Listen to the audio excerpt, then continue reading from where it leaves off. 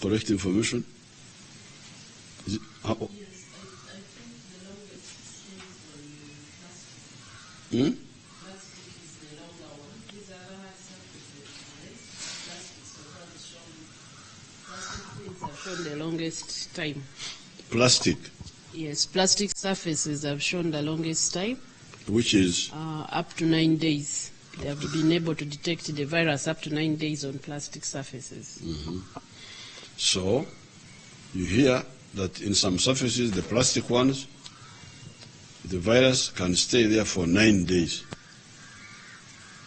So that's why it may be good to periodically disinfect these common user surfaces, like the tables in offices, these conference tables where the big men and women are talking and sweating. Does it really go through sweating? The virus? It's not known. But touching. So periodically, like after every 6 hours or something like this, you could, in these offices, the government offices, you could have some people going around with the disinfectants and cleaning the door handles, the tables. But at a personal level, what I would like these experts to either refute or confirm, even if this chair is contaminated, and I also touch it, and the virus goes on my hands, but I don't touch myself. I don't touch myself. I don't touch my eyes, especially my eyes.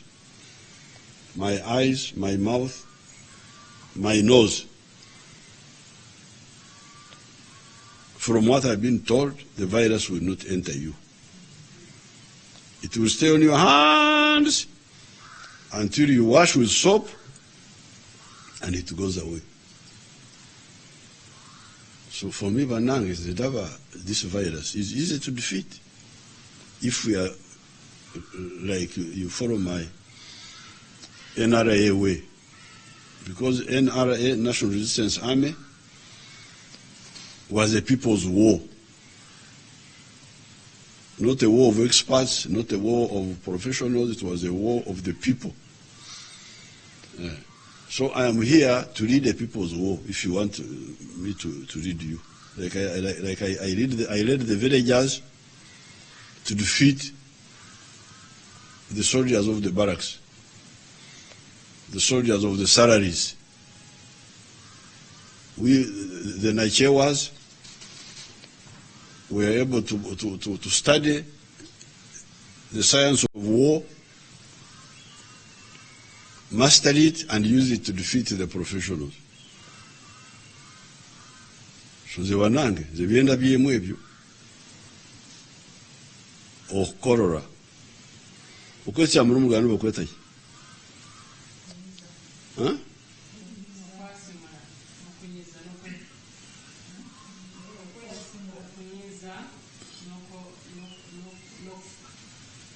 Okwefuka. So ekizibu ekiri wano biri bintu bisatu. Tewali kyakuna bisatu byokka.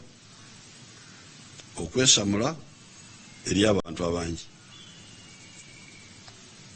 Ogumuganda yamba yanyangu okwasamula. Okwasimula. Otyo. Okwasimula eri abantu abangi. Okukolora eri abantu abangi. Okwata awali akawuka newekwatako, newekwata mu bitundu ebisatu. Enyindo lubajeta ky'omuluganda. Enyindo, amaaso, omukamwa, omunda. So these are the two issues. 3 actually. Okwetyamura, okukorra, okwekwataho. Because even if the surfaces were contaminated and you touch them, but you did not touch yourself, in the delicate parts, the 3 parts, the virus will not enter you. Unless there's new science. Somebody was talking of orofico, that somebody had detected going through feces. Have you heard of that? Your comment on that? Okay, your comment on that. Nolekyo bannange ebyange byebyo, nze wano okulembera olutalo olw'abamwananchi okwerwanako nga bwe twakola okulwanyisa abatemu abali batemula abantu, okulwanyisa siriimu, okulwanyisa ebola, okulwanyisa olunkusense olwatanga abaana, okulwanyisa polio. Ebyo byonna twabirwanyisa tuyita mu kukunga abantu, okubanyonyola. Kati kyendiko kikindeese wano ku Sande, okubanjulira wetutuuse n'okubagamba nti olutalo luno tusobola okuluwangula singa tukola biri ebisatu. Naye kati bano bongedde ekyokuna, ekyokugenda mu kabuyonjo n'otanaaba bulungi n'okwata emmere, ekyo nakyo bakyongeddeko, banakinyonyola bulungi. Thank you very much. I wish you good luck. I wish you God's protection. Can we get comments from you people? Minister?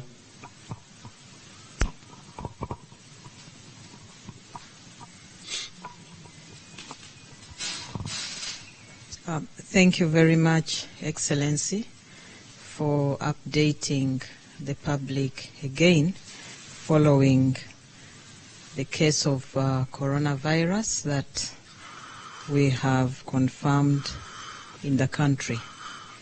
I want to appreciate your emphasizing the methods of prevention, and I want to appeal to the population to seriously practice the measures that His Excellency has clearly elaborated again and again. It is time for the entire population, wherever you are, to be on high alert and report all cases with signs and symptoms, or all persons rather with signs and symptoms of cough and flu through our toll-free numbers, so that samples can be obtained and we analyze these samples very quickly in order to ensure that our populations are safe. Again, as His Excellency has clearly elaborated, the district authorities need to be in charge. There are district task forces in all the districts. My humble appeal to you is to ensure that your district task forces are active and doing what we have trained them to do over the years on the various outbreaks, and specifically to be able to ensure that those places that His Excellency has clearly stated where there is mass gatherings is stopped immediately. His Excellency mentioned the issue of the possibility of orofico. Yes, it has been observed in many places, but more analysis is ongoing on this. It has been observed and reported, but more analysis is still ongoing. And as scientific information continues to come, we will make that statistics available. I want to particularly appeal to those who were on the plane with the confirmed case. There were 84 passengers. We have their information. When we call upon you, please make yourself available for purposes of follow-up. Thank you. Anything else? Musenero?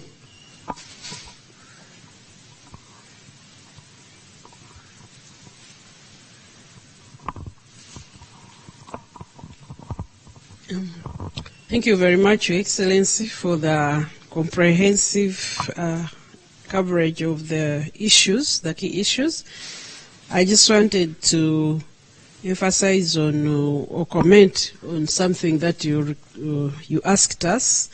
Is it possible for an asymptomatic case to pass on the virus? The evidence from where this disease has so far been is that yes, it is possible for a case which has where people are not coughing to pass on the virus. How? I think if, like, when you breathe, even when you are not coughing, when you talk, the virus can come out. Because like this one, they just swabbed the nose, and it was coming. They just swabbed the nose, and the virus is there. So, and information from, especially the cases in Europe, is that for about 50% of the cases, they actually cannot trace the source, meaning that the source who infected that person did not have symptoms. Did not have symptoms. But how, whether it is the hands, because people are touching, because the virus is there, so you touch, it is a bit irritated still, even if you're not coughing, and even when you speak, something may come out. So some people have been infected, but you cannot trace from those who have come up and been tested, you cannot trace the source. And this is also the challenge. The virus can move in the population for a while without you noticing it if it comes across only healthy people. So they are healthy, they will not develop disease, but they can still spread the virus. So that means he was not coughing, he was not kwechamra, what they call sneezing out, but either he was breathing nearby you. When you breathe nearby, does it bring droplets? What do you call droplets? What is the mode? Just breathing. Just breathing without coughing, what comes out? Yes, Your Excellency, we have this in a number of diseases. We call them asymptomatic carriers, or you have nasal shedders, people who shed through their nose. There was a famous one, who was baptized Typhoid Mary, was a person who had typhoid bacteria in their nose. They were not sick, they did not have diarrhea, they did not have fever, they did not have any symptoms. But she kept shedding these bacteria from her nose, and she was working with food and ended up spreading it to an entire community. So, but shedding how? By blowing her nose? Blowing the nose, but even small droplets come when you're breathing. Small droplets come. You touch the nose. No more breathing. Yes. When you are breathing, some what you call droplets are tiny, liquid-like. Exactly. If you put a glass or a cold surface, you'll see them. You'll see, moist particles appearing. Or they will gather there. Yes. They come as what? As vapor? Yes, they are small droplets. Yes, small drops of water, very, very tiny, that you may not easily detect, but they carry the virus. And then that goes into the hands if they touch, or just it goes even into the environment. So if that person is working with sensitive items like utensils for eating, then it can easily be spread. And this Typhoid Mary, I think, worked in a kitchen, and so all the people who were passing there got affected. Yes.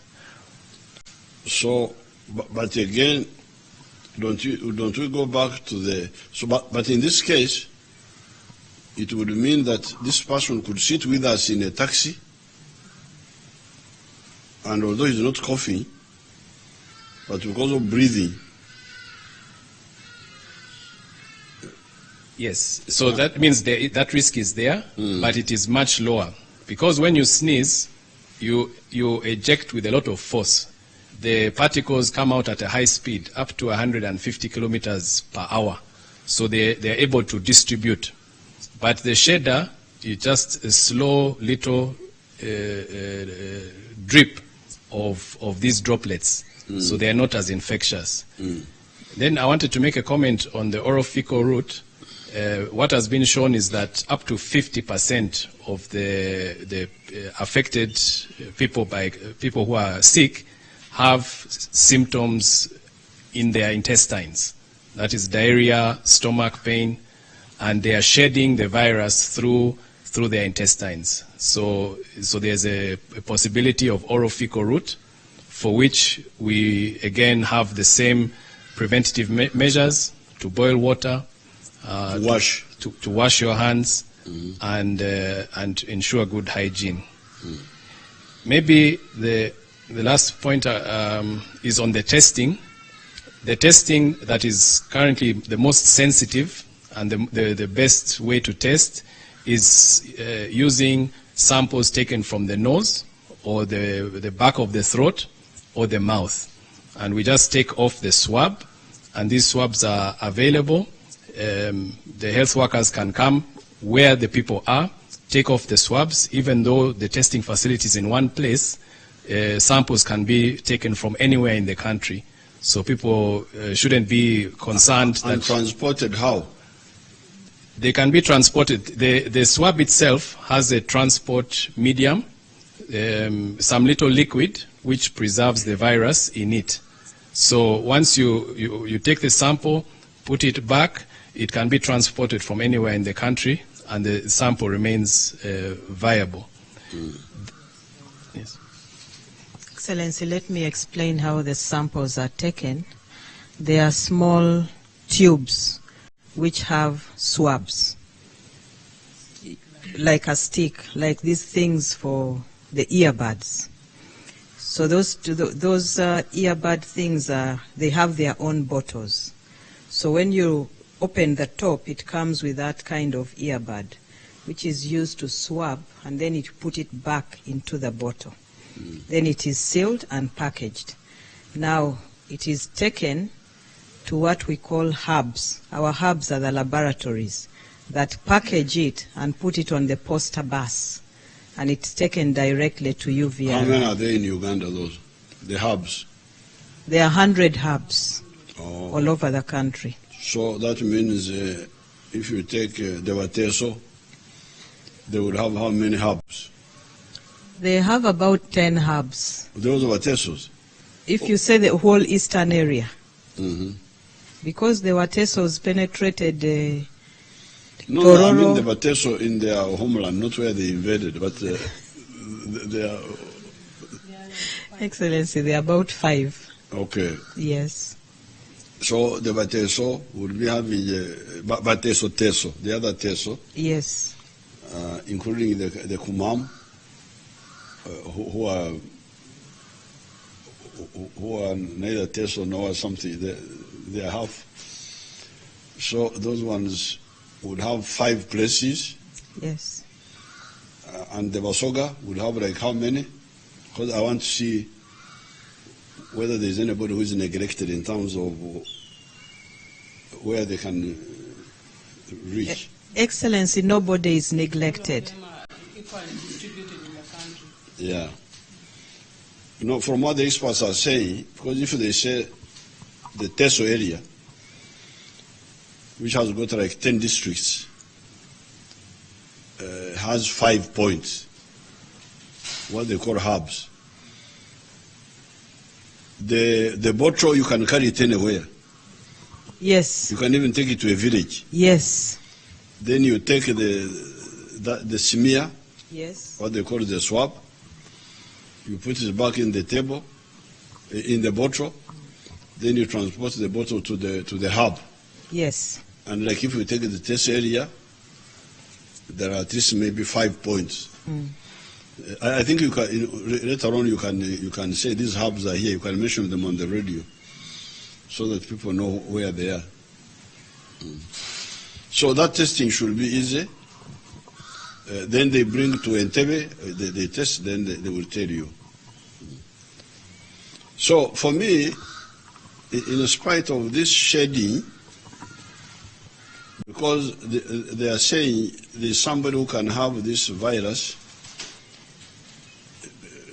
peeling off his nose, even if he's not coughing, even if he's not sneezing. But even people like Okia agree that it doesn't go far. It seems this peeling may end up by ending up with the touching, contaminating the surfaces. So if you handle the not touching yourself in the sensitive parts, you eliminate, and the washing, you eliminate a lot of problems. Anything else, Atwine? I just wanted to refer to when you are saying that asymptomatic is only when you are not coughing and when you are not sneezing. Asymptomatic means that you don't have any signs. So if you have fever and you are not coughing, you still have a symptom. That is also a symptom. From the research now, that is the information that is coming out of the countries that are affected, the majority of the people start infecting like 2 days before the symptom start.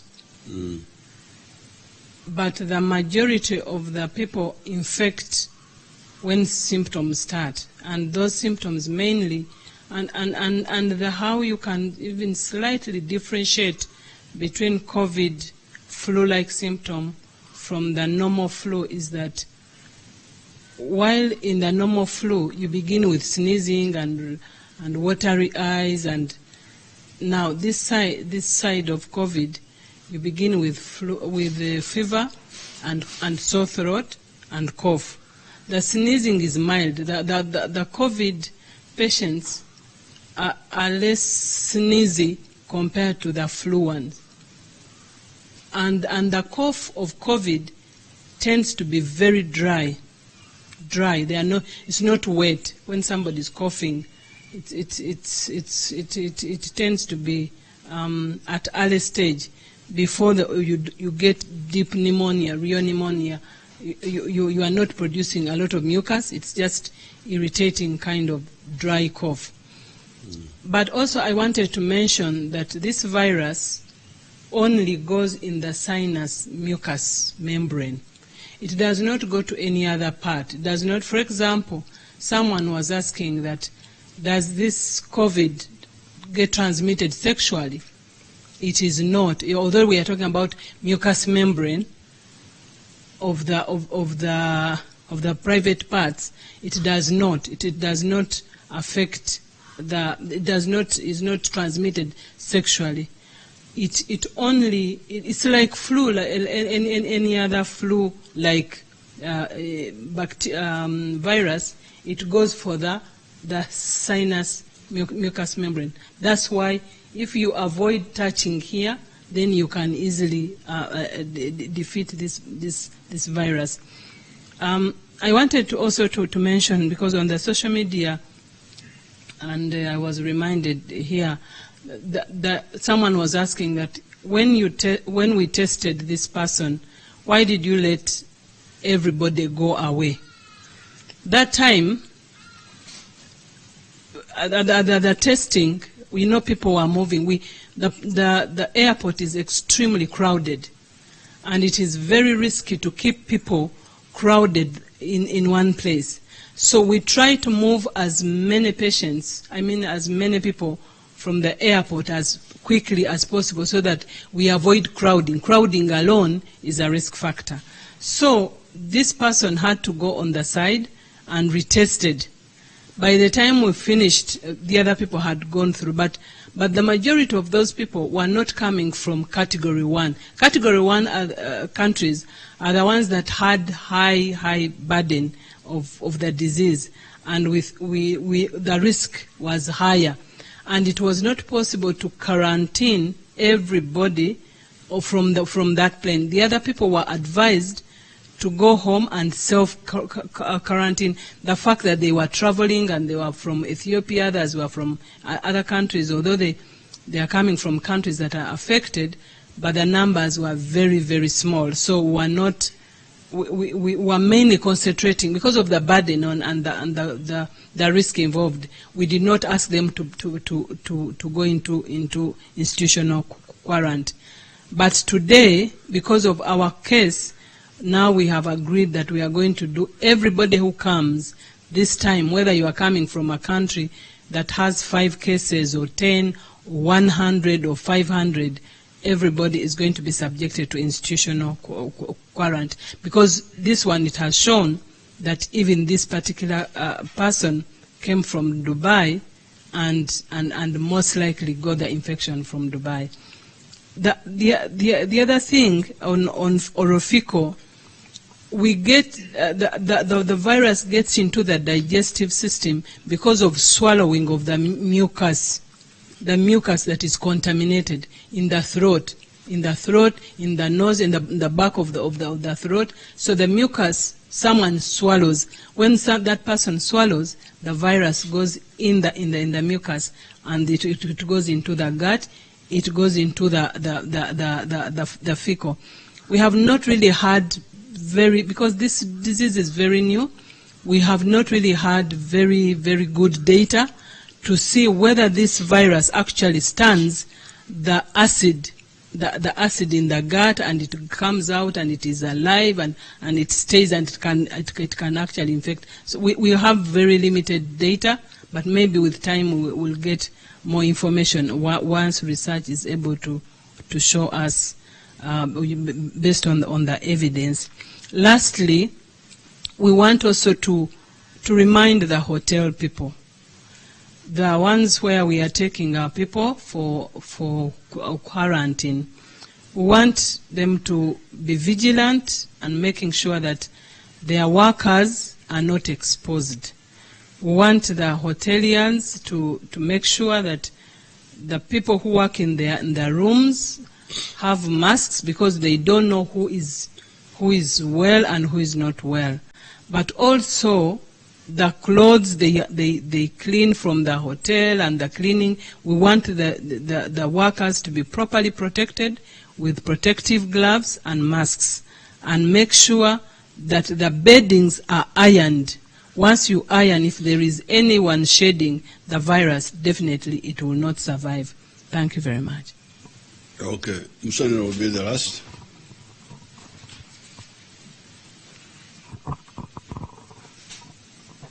Okay, dear viewers, I think everybody has become very science, including His Excellency. So what does all this science mean for us? The explanations that has been provided in very simple ways for all of us to understand the justification for the measures that are being taken. We've been receiving cases of people who are escaping, for example, sneaking on Friday to go to church to pray at night. Now you are putting yourself at risk, because if somebody is shedding, it's not really that government wants to punish you, but because somebody could be there, because this virus moves through the breathing. Any gathering, the interventions are avoid mass gatherings, wash your hands with soap and water. The people in the rural areas, stay at home.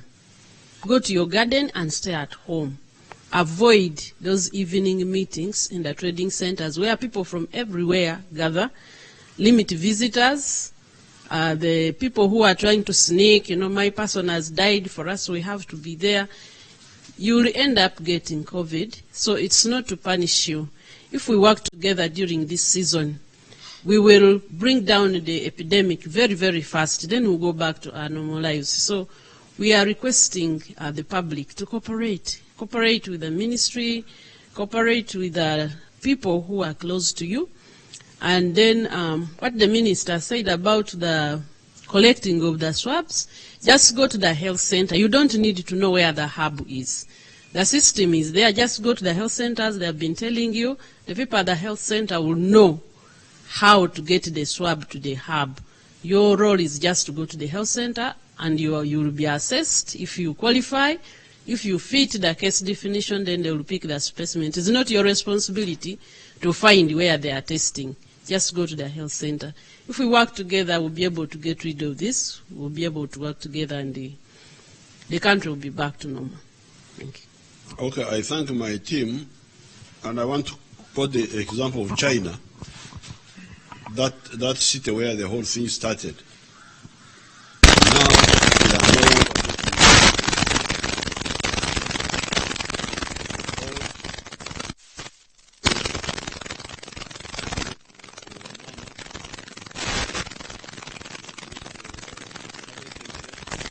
Kawetemere is a garden where everybody can go and do what he wants. In China, once the government says this, that's what is done. And that has been the difference. That's why at one time they locked down that province of Hubei, which has got 58 million people. All of you stay in the house, don't move out. Now here, we are just making fun of ourselves. And we are just endangering ourselves.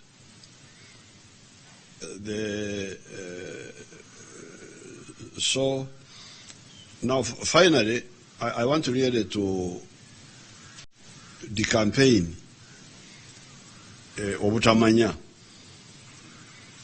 ignorance. We have been trying to get some schools, now that the children have gone home, we could get some schools to quarantine these people there, instead of wasting money in hotels. But then I'm told that some people are superstitious, that once the corona people stay there, they will bring Xirani to the school. Bring Xirani to the school, and that the children will fear to come back. What sort of thing is this? How can this happen in a society where people are educated? We are saying that the virus, even if you do nothing, it can stay only alive for 9 days on the plastic surface. On other surfaces, it dies very quickly. So the children went away for holiday. They will not come back until after 30 days. So even if they use the school, even if there was no disinfection done, the virus would die by itself. But we are not going to leave it like that. Every morning, these people will be disinfecting. So there's no virus which will survive. So we should not, we cannot be guided by superstition, lack of science.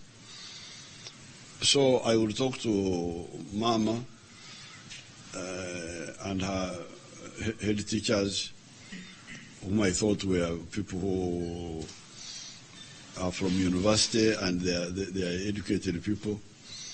They can't be governed by superstition that Xirani will remain there or something like that.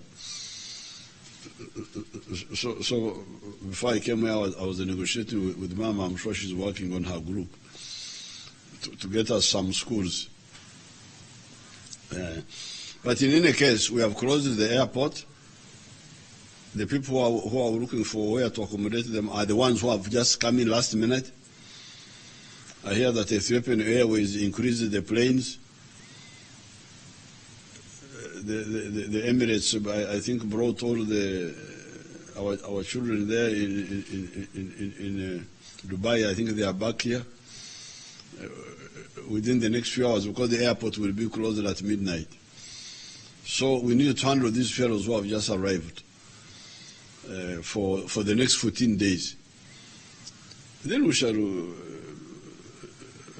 be back to normal. Let's be tough so that we defeat this enemy and we go back to normal life. If we are lousy, we are going to really suffer. And you should prepare for hundreds of thousands of graves. I hear that in some of the European countries they have prepared graves near the offices. That's what somebody told me. Huh? Uh-huh. No, but the cremations have refused now. They say they have tired in Italy. So please, I don't want Ugandans to get to that. It's not necessary. Let's do it the NRA way, the National Resistance Army way, where the ordinary people become knowledgeable as if they were scientists. That's how we defeated the enemy. When we started the war in Ruwero, my people were worried.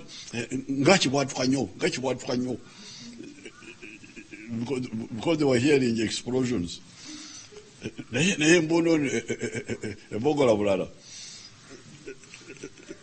So I told my people when they were fearing explosions.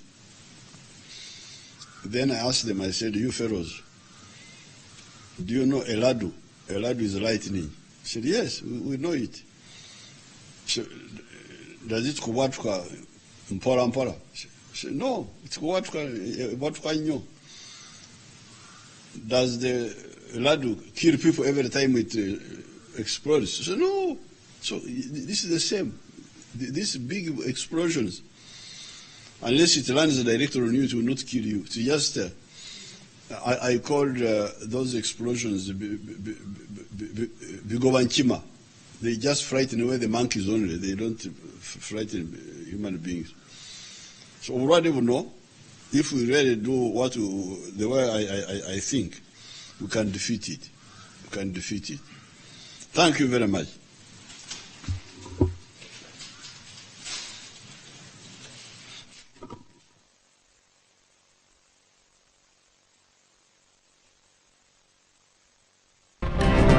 Happening now.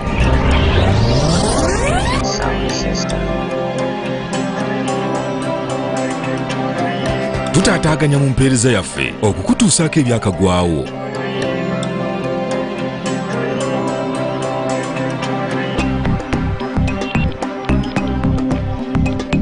Happening now.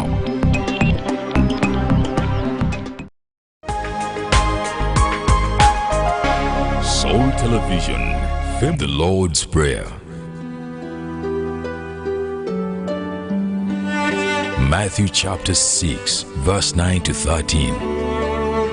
In this manner, therefore, pray.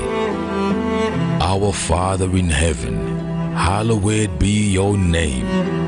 Your kingdom come. Your will be done on earth as it is in heaven. Give us this day our daily bread.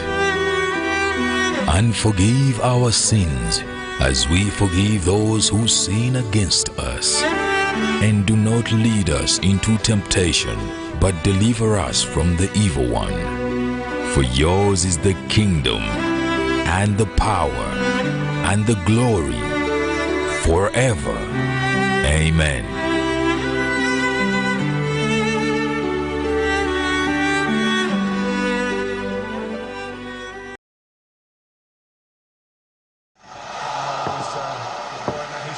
Distance. It's on target. Mama Narongo, sweetie Bambi, where are you? Wanji? Perezako simu, I wanted to get some soup. Oyagala wankoko? Obo wente. The soup you want is for MT. MTN. Mulimuchi? Ku daily bundle I can call any network. Mulimba. Chikuru owakana nyuburingi ne phone I show you. We have added more Kasupu to MTN Daily Voice Bundles. You can now call all networks using the same voice bundle at the same price. Dial *160*21# to load an MTN Daily Voice Bundle and call any network. Everywhere you go, MTN.